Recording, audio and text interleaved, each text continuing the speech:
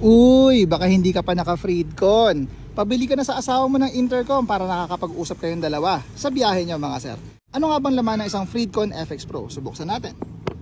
Pagka-open mo yan, syempre meron tayong free stickers from Freedcon. Ito po yung unit natin. Si Freedcon FX Pro na may mesh technology.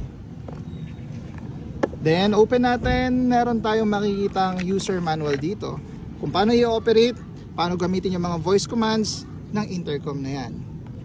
Nandito rin yung ating mga accessories like yung headsets, mics, and yung mga adhesive niya. So labas natin siya lahat.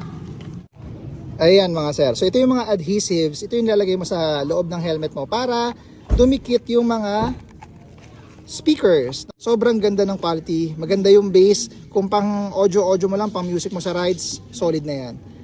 Tapos ito naman yung kanyang microphone. Ayan, high quality microphone din to, napakalinis. Sobrang klaro ng inyong pag-uusap. Parang katabi mo lang talaga yung misis mo.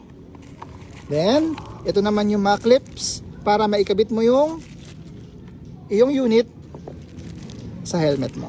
Okay, available na to sa ating e-commerce page from 5,500, 4,500 na lang yung FX Pro natin.